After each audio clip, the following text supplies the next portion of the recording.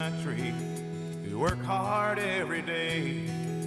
Not for fame or fortune do they strive, but the fruits of their labor are worth more than their pay, and it's time a few of them were recognized. Hello, Detroit auto worker, let me thank you for your time. You work a 40-hour week for a living, just to send it on down the line. Hello, Pittsburgh steel mill worker, let me thank you for your time. You work a 40-hour week for a living, just to send it on down the line. This is for the one who swings the hammer, driving home the nail. For the one behind the counter, ringing up the sales. For the one who fights the fire, the one who brings the mail. For everyone who works behind the scenes. You can see them every morning in the factories and the fields, in the city streets and the quiet country towns, working together like spokes inside a wheel. They keep this country turning around. Hello, Kansas wheatfield farmer, let me thank you for your time. You work a 40-hour week for a living, just to send it on down the line. Hello, West Virginia coal miner, let me thank you for your time. You work a 40-hour week for a living, just to send it on down the line. This is for the one who drives the big rig up and down the road. For the one out in the warehouse, bringing in the load. For the waitress, the mechanic, the policeman on patrol. For everyone who works behind the scenes, with a spirit you can't replace with no machine. Hello, America. Let me thank you for your time.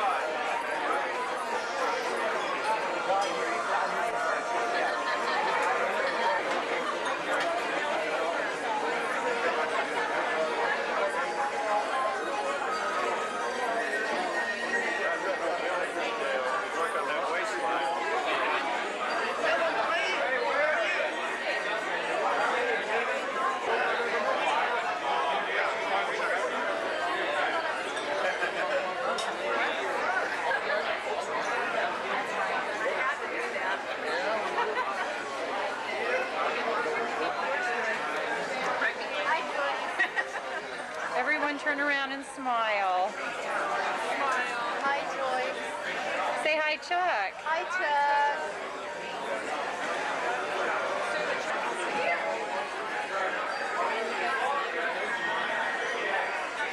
Bill, where are you? Babcock, you never stay in your office.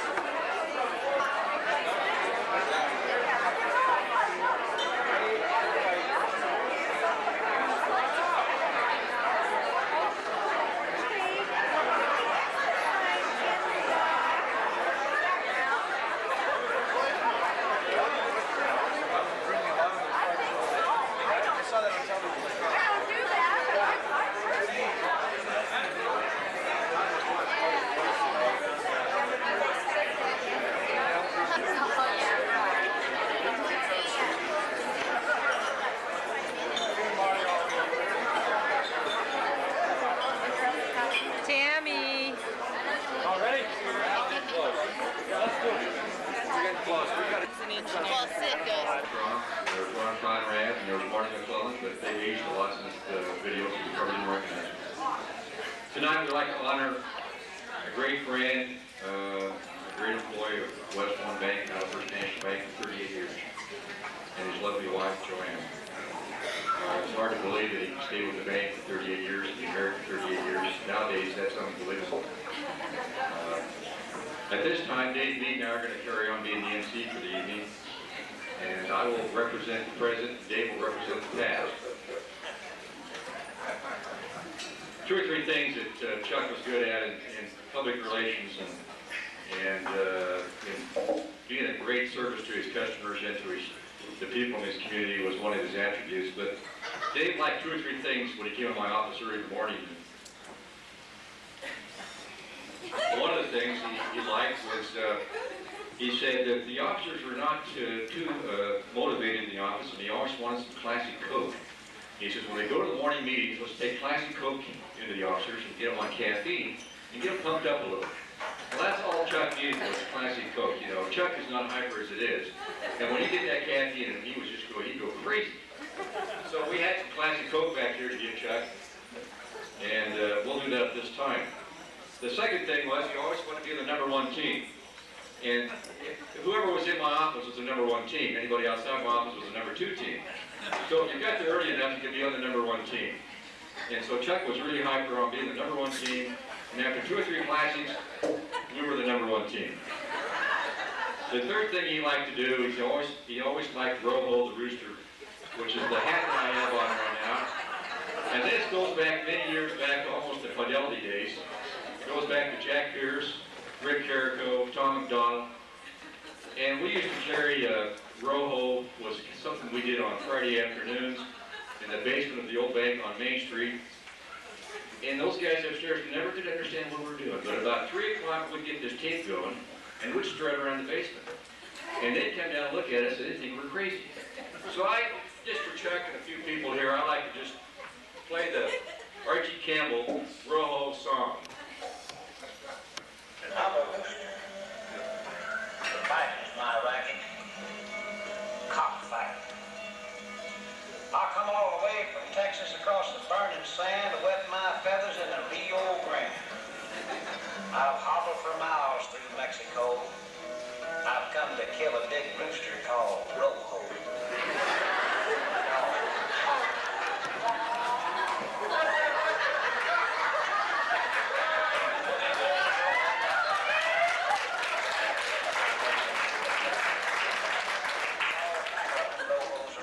That's it, Chuck. I can't do more of that.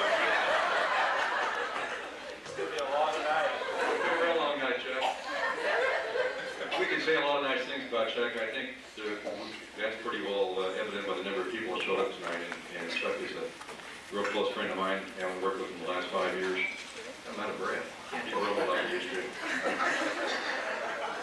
But I think this time what I'd like to do is introduce his family. And of course, Joanne, we know her, has been behind Chuck all the way. And Joanne, we appreciate you keeping Chuck in line as long as you did.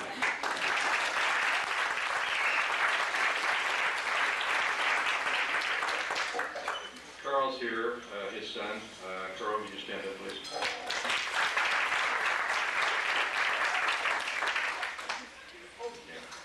Jane and Brian Ireton. Jane,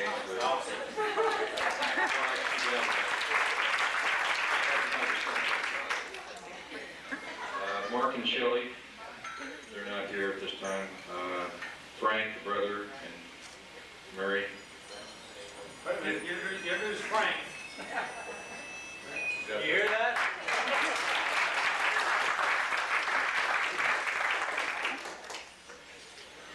And Joanne's brother George, I believe is here, and Susan.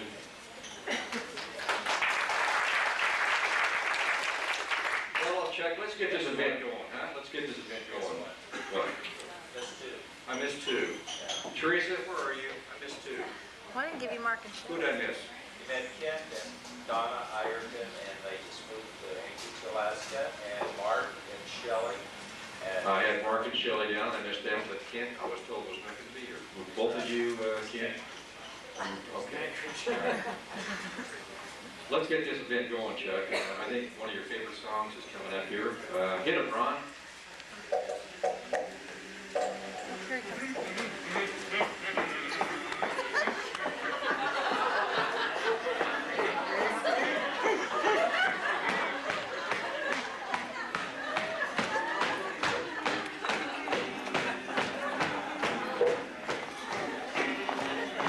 They're all green.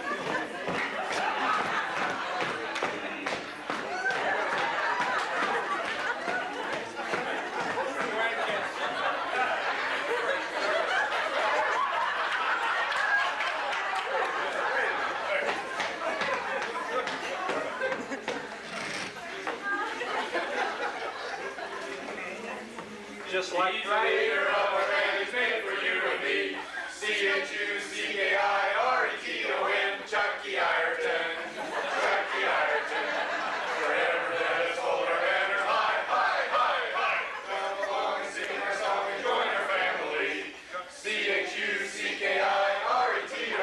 Chucky Ireton, Chucky Ireton. Say, courageous. Hey, hard of hearing? See, Corny? Hey, Kinky. I am insured for errors. Are racially integrated. Environmentally safe. T. Tired. Oh, organically grown.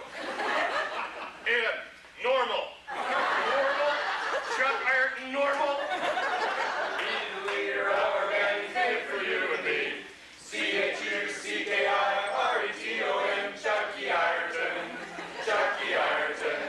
Forever let us hold our banners high, high, high, high. Come along, sing our song, join our family.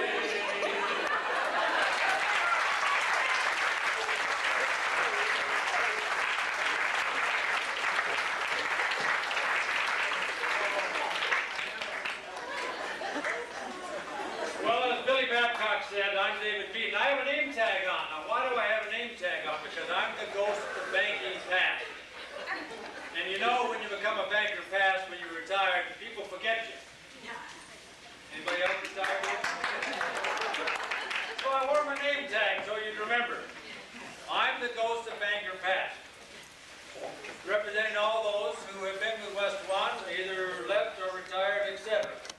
We have a little of each today, besides the active troops. Charles Edward Ireton, born in Oklahoma. Wrong. Passed through Oklahoma on the way out here, I know you. You got it all well in Oklahoma, that's what it is. That's it. Yeah. He was born. He was with the bank 38 years. Now that's a real accomplishment. Nickname. His mother, I'm told, called him Charles Edward. The bank, we called him Chuck. Charles. Chooch. I call him Chuckles. Chuckles. Chucky. Tom McDonald had other names for him. I'd hear from Tom tonight. I call him Battleship because we served in the same Navy together at the same Korean War, and he was on a battleship, and I wasn't. So I call him Battleship. That brings us to water, and that brings us to why I have the hat on. Now, this hat is really a new one. As you know, I date everything, and this is dated 1972, 1970. The new hat, those of you who remember at the bank, when I'd go in the field, I'd wear this hat so I'd feel at home, and the ranchers and the farmers would feel at home with me. They always mentioned my hat. But it looks like a fishing hat, doesn't it? Which brings us to our next gentleman who is here all the way from Idaho Falls. Where's Marty McClellan?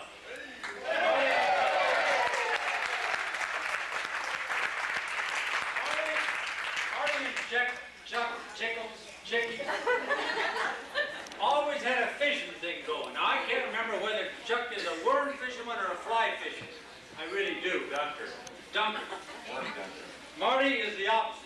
So, Marty, it's your fishing story from now on.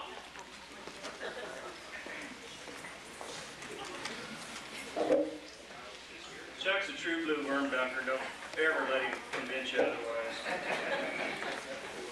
You know, just a little note, I jotted down here. I've worked for Babcock for 13 pretty damn good years, and I never ever got to see Roho. All the way from Idaho Falls to see it.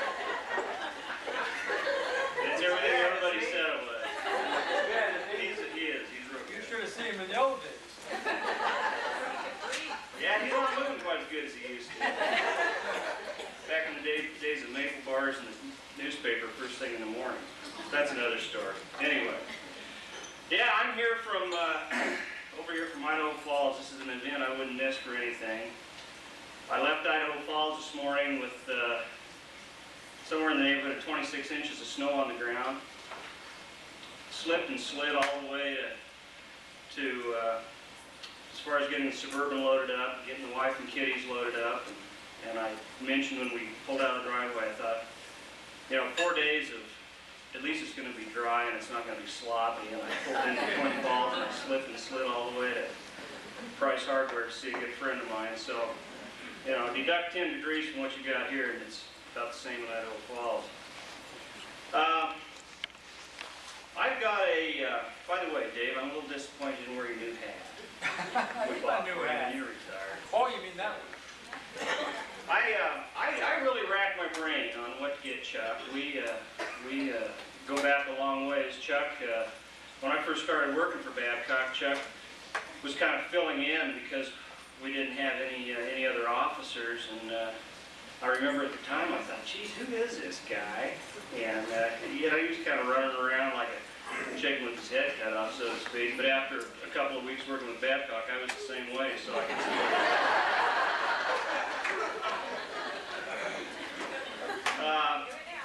But Chuck and I really got to know each other pretty well when we spent some time in the Idaho Falls office in the late 80s. And yeah, we kind of got a rivalry going over the conservation-minded fly fishermen versus the worm dunkers. And this kind of came to a peak here about a month ago when I was just having one of those days when I thought, you know, why on earth did I ever get in this business? And in came this interbranch envelope, and I opened it up, and it was a charter membership to the Idaho Sportsmen's Coalition, which is kind of a grassroots, right-wing sportsman group, which was originated in Mud Lake, Idaho. Mud Lake is affectionately known as the Upper Valley in Idaho Falls, where men are men and Democrats are very nervous. Yesterday was a official day of mourning in Mud Lake. The founder of the ISC, as we affectionately call it, is a fellow by the name of Billy Bob Grits. Or Grites. Mud Lake is also known as the home of tunnel vision, Billy Bob's brother Bo, and the George Hanson method of accounting. Billy Bob is very upset that he couldn't be here tonight, Chuck, but they are working on their annual fundraising event there for the Idaho Sportsman's Coalition, their annual conservation program, which is the annual Mud Lake Bunny Bash. So anyway, without further ado, I racked my brain on what to get old Chucker for his retirement, and I did graduation. Yeah. I came up with the official Eastern Idaho Worm Dunkers Pro Package. I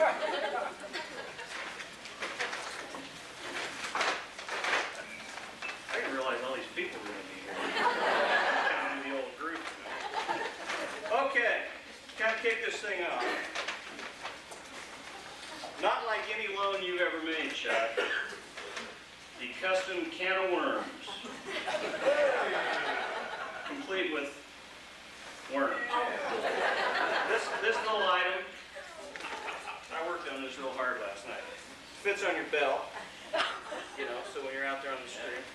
Okay? Grab it real fast. You can grab one real fast. These are educated worms too, by the way, which I'll get into later.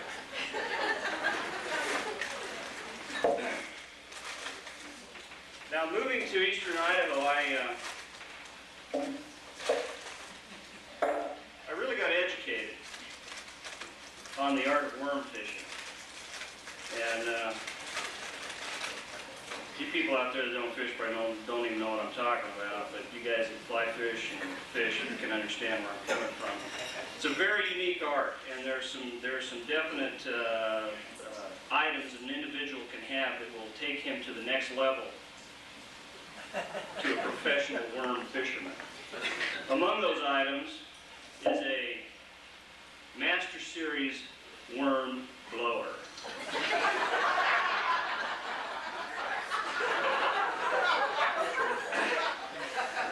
This item is, and I won't unwrap it. I'll do that. This little item, you kind of take the lid off and you strategically insert this needle in the worm. Now, granted, like I said, these worms are educated in Lamaze, so they're very familiar with breathing techniques. Get this worm breathing properly. You insert this needle and you blow him up so he floats off the bottom. So the fish can sing. Once you get him blown up, you take a Wyoming worm threader. This here's out of Ireton, Wyoming. And you thread your worm. This, you can see this is about a 6-inch item here. You kind of impale the worm on this thing as he's screaming, probably, and somehow or another put him on the hook. I fished with a guy last spring that kind of snuck some worms onto my drift boat and used one of these, and you'd be amazed at the success he had. But I wouldn't use one of the damn things. Of course, no worm fisherman could be without a bobber. And remember, Chuck, when the bobber goes down, set the hook. And when you're fishing and you fail to get your night crawlers, we have got a bottle here of crawler collar.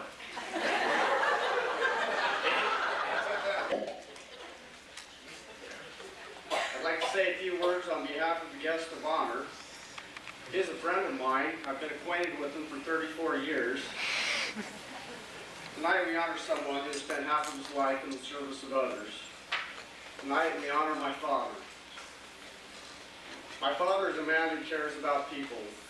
He dedicated half of his lifetime in service to those who have come to him in hopes of making their life dreams come true and building a future for themselves and their families. And he's someone who has cared for the community he's served by taking part in the activities that would benefit it. And he's always had a strong belief in family. My dad was born January 2nd, 1932, in Roswell, New Mexico. Herbert Hoover was president, and the country was going through the throes of the Great Depression. This father and mother struggled hard to provide for their family, not only for their own children, but for other members of the family who came to live with them from time to time. They first moved from Oklahoma to New Mexico, then California, my grandfather worked in the shipyards during World War II, building the Great Liberty ships that transported troops, food, and supplies to war-torn Europe. After the war, they moved to Ireton, Idaho, where they purchased a small farm. And from time to time, my grandmother would still take in family members who were in need. My dad served 4 years in the Navy during the Korean conflict aboard the USS New Jersey. After getting out of the Navy, he went to school and then entered the banking business. He met and married my mother, Frances Joanne Barron, on June 9, 1957. They made their home in Boise. In 1962, they moved to Wendell with 2 small boys tagging along behind them. And on May 9th, 3 weeks after their arrival, a baby girl was introduced into the family. In 1965, another addition was added with the introduction of Mark William Ireton into the household. During that year, they met Mr. and Mrs. Jim Benson, an event that marked the beginning of a strong, lasting bond of friendship that is still very much a part of their lives today. And the beginning of a whole slew of hunting stories that are still remembered and will be passed on to future generations. One such story concerns the time Dad and Jim were making a grocery list for one of their hunting trips. Jim said that he thought a gallon of milk would be sufficient for the trip. Dad, being a banker, told him that he thought 2 half gallons of milk would be plenty.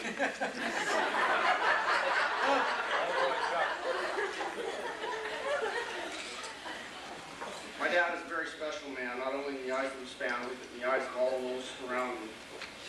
He and my mother have always been a strong example of how families stay together through good times and adversity. And their example is most keenly apparent in the fact that all 4 of their children have married good companions and close family commitments, not only to their own families, but to each other as well. My parents' commitment and love for each other and their commitment to their children has been a guiding influence in how we have managed our own lives and the lives of our families.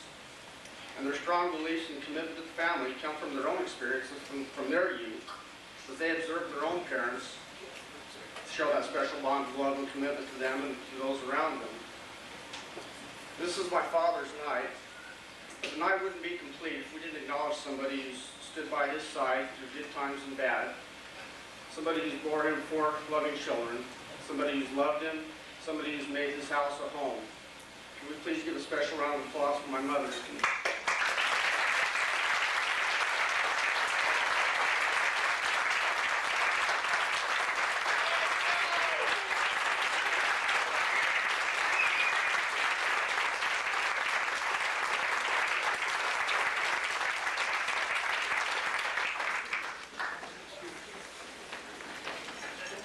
Dad, I love you. Your family loves you. All those who've gathered here tonight love you. You've made an impact in the lives of all those who've come here or they've come in contact with. Now as you ride into the sunset of retirement, you ride into the new horizon of being a husband, father, grandfather, carpenter, farmer, and a well-seasoned traveler. May God bless you with many more years of happiness and joy. And may the years not only give you fond memories, but give you the opportunity to make many more. Thank you.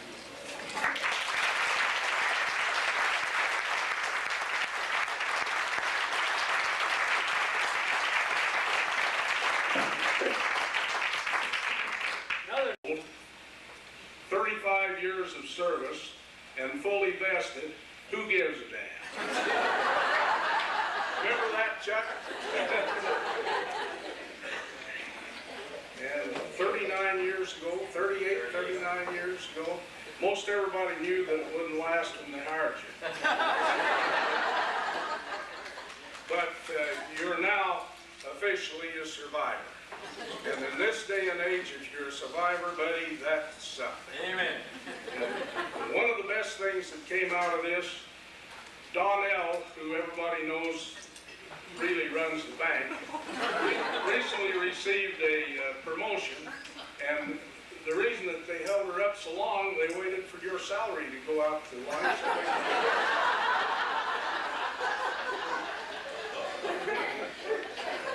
I played my retirement tape back and it was a pretty good one. I wanted to see on there if you said anything really bad about me, so I could get back at you. But gosh, unfortunately, well, everything you said was better than I deserved. But I've still got to say that you have an ornery streak in you. Listening to this tape, I remember when you and Charlie Cass tried to run me over a cliff in a four-wheel drive.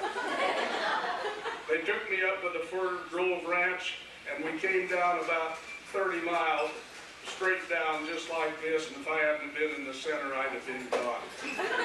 And the first thing I did when I got home was change pants. Another little ornery streak that he had, Dave, I don't know if you ever knew really who did that. Yes, I do. But we used to get a little deal once in a while from the bank manager that showed the loan limits that we had in each category. Well, Not funny. Chuck got hold of one of those and he lowered Dave's to where it was ridiculous. That's just part of it. Chuck had an awful good rapport with the farmers. Particularly, he took over my old customer, Charlie Cast, on the thing, and Charlie taught him to count them by the head instead of counting the legs and dividing the four. Farmers would come in to him for advice. One instance, a farmer came in, said that he saw in the paper where the government was instigating a program of AIDS, and the farmer wanted to know where to apply for it.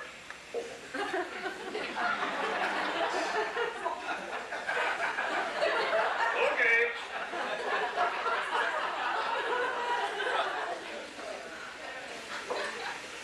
He financed an implement dealer at one time, and he went out on an inspection to check the inventory, and he saw a whole bunch of tractors sitting there with no seats and no wheels. Well, that was for the farmers that had lost it and didn't know where to turn. And one of this one fella came in and he said, Chuck, he said, I've got this bunch of chickens out here. He said, I don't have a rooster in the place.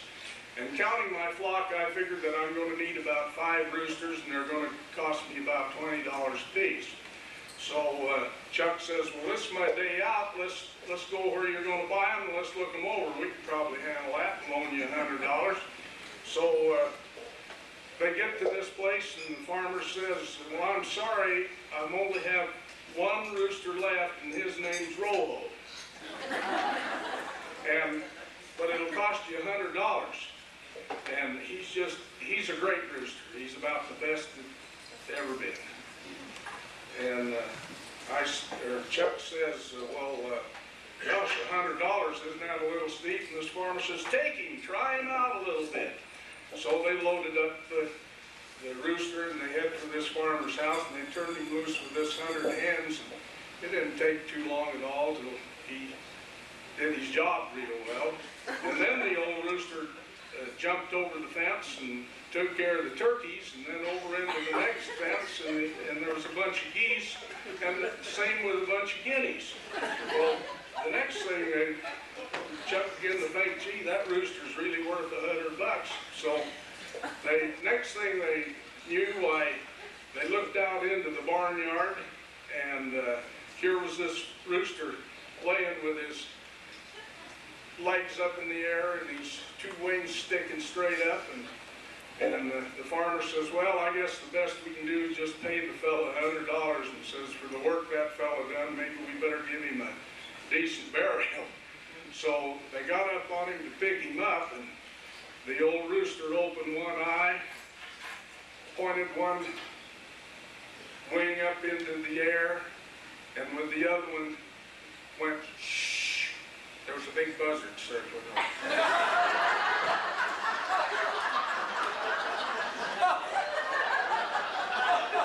Regina, can I go home after that?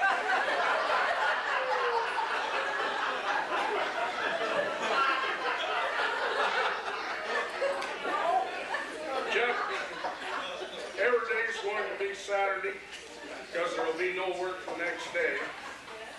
I just hope that you reach 62 and draw your Social Security before that chicken plucker that we have in the White House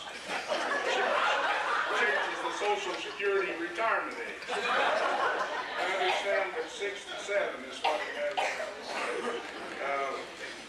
You'll sleep better nights now because you won't have an opportunity to pad your expense account. When you start to draw your Social Security and your bank retirement that comes through on the 25th of each month, you'll think that surely you found the money tree. You want to take care of your time, you want to pace it, you don't want to get bored. And stay out of Joanne's way, because you'll get in her way, and then if it does, well, take a walk, just get out. Pace your time. If you need to have a haircut and go to the post office, do it on different days.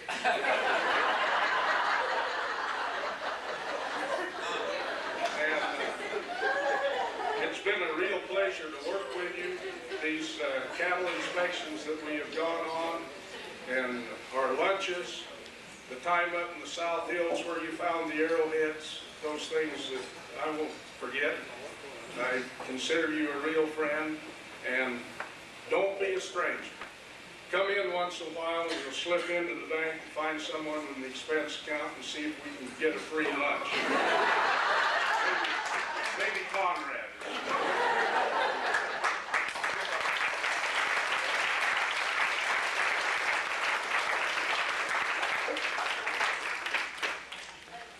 You know that Chuck went to Boise BJC, not BSU, BJC, many years ago. And one of his best friends lately was Skip Hall. And I'd like to read you a letter that he responded to a statesman in an interview. Dear Skippy, about your football program. I think the last several years we always seem to have a strong defense, but our offense isn't there. I don't know if it's the coaching philosophy, the recruiting, question mark. I don't know what it is. Your best friend, Chucky. Chuck, that's hard to, well, I can understand that now because you're strictly an offensive player and you're not a defensive player, and you have been offensive at times. But anyway, I'd like to get rid of this hat and give you a hat that represents an offensive team. Chuck has taken interest in the local basketball program at CSI.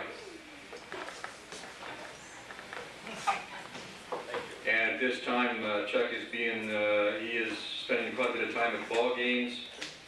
And he has been worried about not having any seats next year because he's been using the bank's reserve seats the last 2 or 3 years.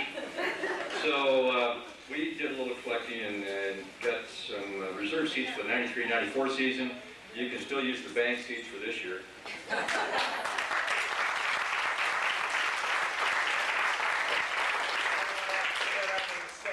No, you don't have to stand up there on the railing. Also, we thought that you had mentioned you'd like to go back to the national tournament, and that's in March, and the team usually plays in it. They've played, I think, the last 8 or 9 years back there. We'd like to have you and Joanne go back and spend pretty close to a week's time on us. So here's tickets and meals.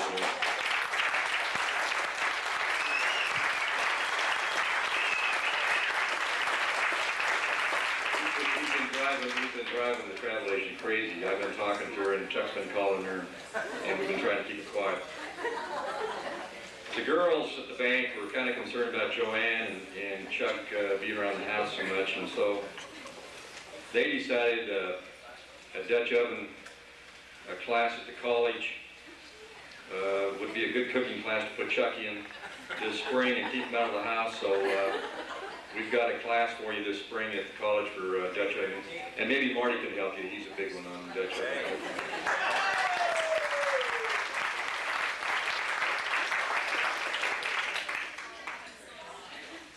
Chuck, it's been a pleasure working with you, and I know that I'm going to see more of you in the bank.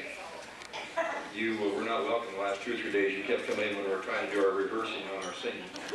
But we have a couple more people who are going to talk, but Chuck, I do appreciate you and Joanne. We had a good time, and good luck in the future.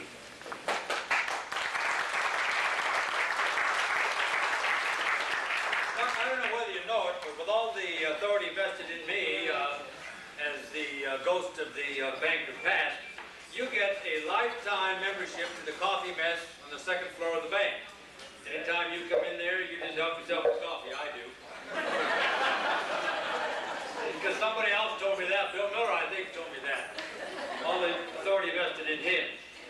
Chuck, please stand up and move me, please. Thank you. Okay. Chuck has an unrestrained. Stand up there. No chairs. He has an ornery streak in him. Some of you well remember, I came back from someplace in the bank and I had no chair. And there wasn't any place around. Well, I wasn't going to tell Chuck. I knew Chuck took it, but I wasn't going to let him have the satisfaction. So I stood up most of the rest of the afternoon. And I think Chuck finally brought it back in disgust because I wouldn't get mad at it. Another thing he pulled, and it kind of involved coats and coat hangers. And Marty McClellan, that great fisherman of flies, was in on this too. They got tired of taking their coats upstairs and putting them in the closet where they were supposed to be, and I was the officer for the collateral duty of the facilities, the building, and keeping it ready for fire inspections, keeping it clean. So they'd hang their coats behind their chairs, or they'd hang it on the side of pictures. And Chuck got an old coat rack and he put it in the outside of the way upstairs. And there wasn't any room for people to get by in a coat rack. So we went around and around, and I don't know who won, but Chuck... It sure cost me that. Yeah, sure. That's about the only time I took him outside to thrash him. We did go to the woodshed. Yeah, we did. So We affectionately refer to that as the woodshed. yeah.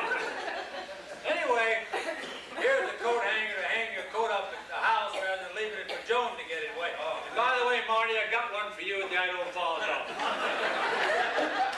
We also... Yeah, you told me that, but I don't believe you. Also, he'd open the phone where you talk into it. He'd open my phone and take out the talker. So when I got a call, I'd say, hello, David Meade here.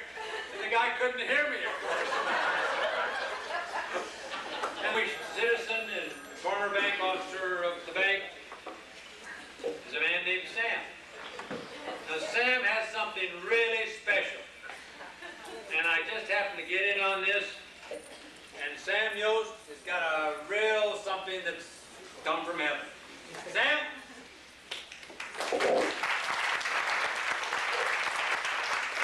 Thank you, Dave. Well, Chuck, you know, Bill called, Teresa called, and they said, Sam, we'd like you to be on this committee. And I said, sure, no problem, I'll be on the committee. And we had a meeting down at the bank, and I racked my brain for weeks. Actually, right up to the last minute this afternoon, I was sitting down in my office trying to write these 3x5 cards of what I was going to say tonight and try to be, you know, congenial with Chuck, because Chuck and I spent 5 years next to each other with our desks, and me listening to he and Dave bicker and listening to him bitch about Carl's yellow stickies. And, you know, I thought, you know, what can I say tonight? And I was just sitting there and I was meditating. And you know what happened, and it's ironic that it happened, because it happened this afternoon at 16:50, and you would recognize the time. That's 10 minutes to 5, okay? I got a fax. I got a fax this afternoon. Did you look at this fax? You know, I thought, gosh, here's this fax. What am I going to do with this fax? And then I read it, and a lot of you in this room remember one of our great associates who we love dearly and who love this place dearly for some of the memories that come from here. And we're very honored that his widow is here with us tonight. But I got a fax, and this is the way it reads: to Samuel J. Yost, from the main man, St. Peter and Assistant. And I thought, okay, sure, you know, what's this going to do? And it says, Dear Mr. Yost, at our Thursday morning supervisors meeting, it was brought to my attention by my assistant, T.T. McDonald, that there was going to be a party at the Turf Club tonight at one of Tom's favorite places, but more importantly, it was for one of his buddies. And it goes on to say, it says, Tom thought it appropriate that a little light should be shed on some of Ireton's antics and a few truths revealed. Now, this could be fun. Goes on to say, one of the most memorable events was a Saturday morning in Wendell, when you decided to polish the motorcycle in the family room, while Joanne was off to an auction. Do you remember how you were trying to ride it into the house when the throttle caught the screen door and forced it wide open? You and the cycle went lurching for the TV, then the coffee table, and next the end table. No one is sure how it got stopped, but it is sure that there were 4 kids, Mark, Kent, Jane, and Carl, who had the wits scared out of it. You careened through the family room, breaking the TV, lamp, coffee table, and vase. Do you remember the blue vase?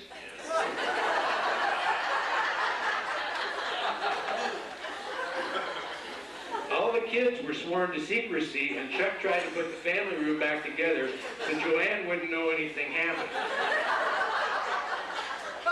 But Mark said, Mom, you won't guess what happened to your blue vase. And how are you going to explain what happened to your leg? You could hardly walk and you had to be a pallbearer that afternoon.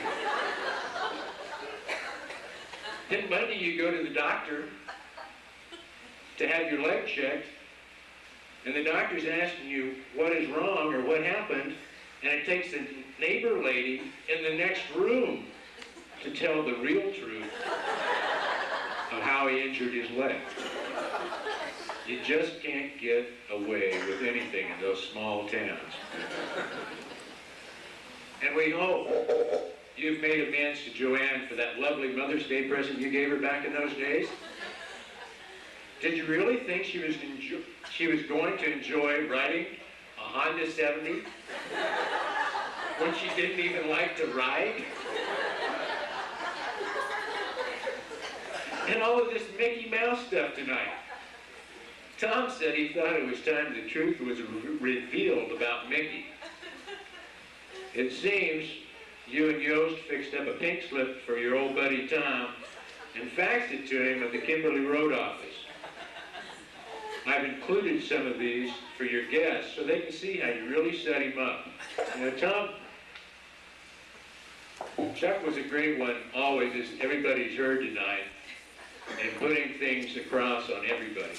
And I think this one had to take the cake. I'll let the gals pass a few of those out. No, I didn't realize there were so many of them, so I only had, I think St. Peter only faxed me down about 20 of those today.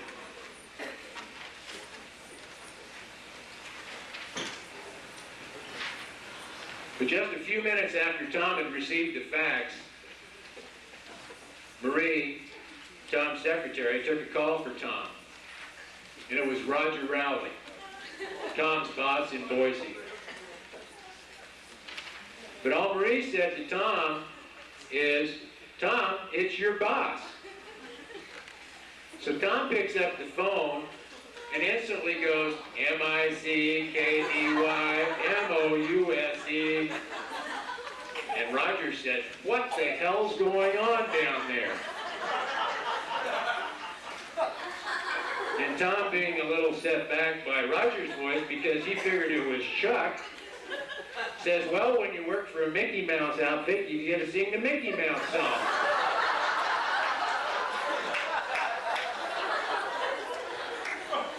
So started Ireton's quest to be part of that great fan club and a Mouseketeer.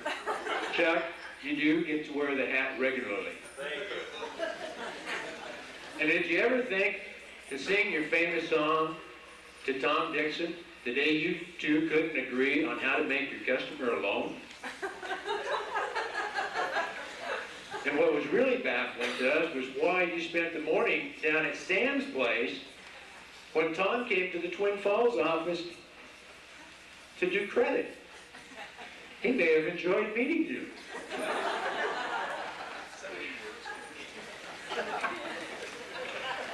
Now that you're retired, we hope you won't get too busy and not have time to call on your friends and coworkers.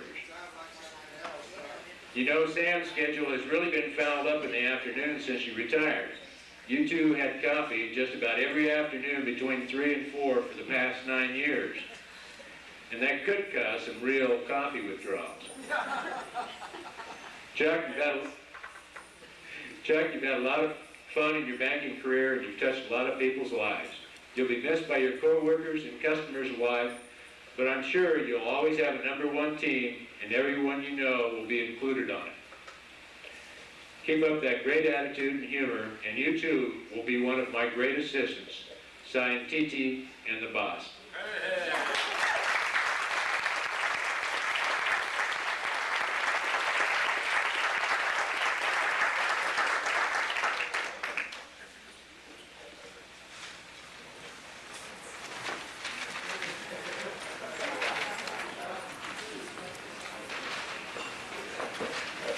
I think we're going to have the band give a few words to us.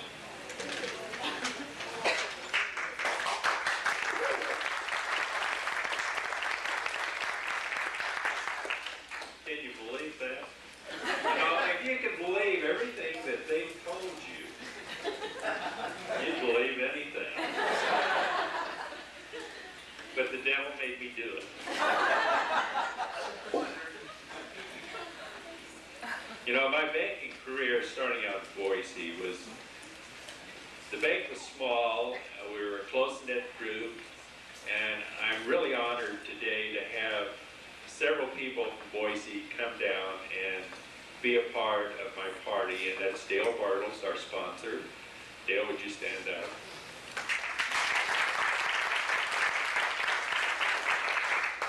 Tim Armstrong and his brother Bert Armstrong from Boise. Warren Jensen. Jerry Trevish. And one of my fellow associates that started with me the first week I was in the bank in Boise is Bill Miller from Weiser.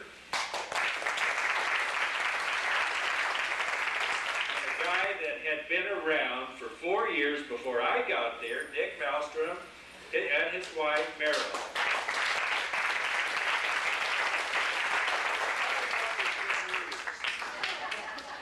Jerry Ray, who is now in Boise, was at the Buell office for many years.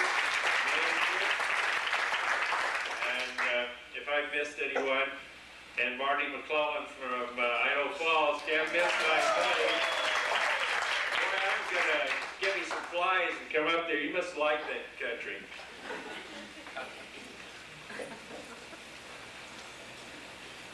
Well, Bill introduced my family, so I really don't have to go through that.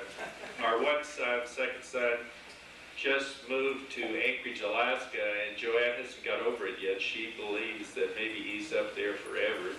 So I've never wanted to go to Alaska, so maybe I will. Anyway, she's been my best friend, and she's been the driving force behind my career.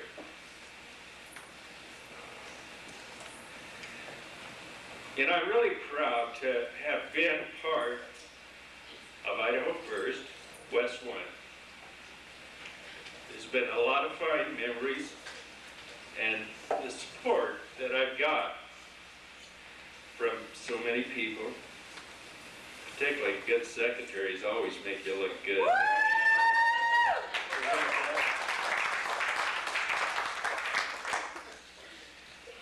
But you know, there's one thing about this bank. We're really team workers. And I think our branch in Twin Falls has really been a team effort, whatever we attempted to do. Now, I might have a type A personality, but you got a guy over here with a triple A, and when you work for him, you've got to be motivated. So, Bill and all the employees of Twin Falls Branch, I really appreciate you being here tonight, and I want to thank you for the tickets for me and Joanne to continue CSI. We'd never been to CSI game about 3 years ago, and gosh, we really got hooked.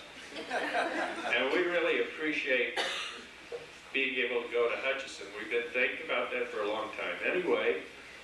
And also, you know, it's kind of a funny thing.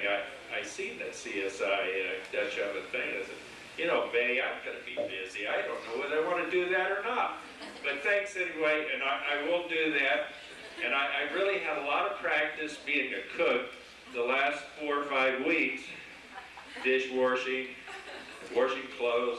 But it's been fun, and we've had a good time being home with Joanne kind of laid up. But she's going back to work, and so I'm going to be able to spend some time with Grant Osterhout for coffee, Sam for coffee, and Neil Weir. I always see him out at the Royal. He sits at kind of a privileged table over there. I had lunch today there with my wife and daughter and son-in-law, and I told him, I said, you see that table over there? That belongs to Roscoe Wagner. And it does. When he walks in that place, it is set up, and nobody sits at that table. There was 2 or 3 people that walked over, and it was a full house, and they see the empty table, and they sat down, and they said, no, hey, that's Roscoe Wagner's table. And they're moved out. Roscoe did show up. He's a good friend to Harry Bettis. You know, he always keeps us at the bank informed as to what Harry's doing and what the bank's doing. But, you know, it's really rewarding to see what this bank's done. You know, I never dreamed that we'd be operating in all these other states. I think that we probably had some 20-some branches when I started. But it has been a real rewarding career to make friends, to serve people,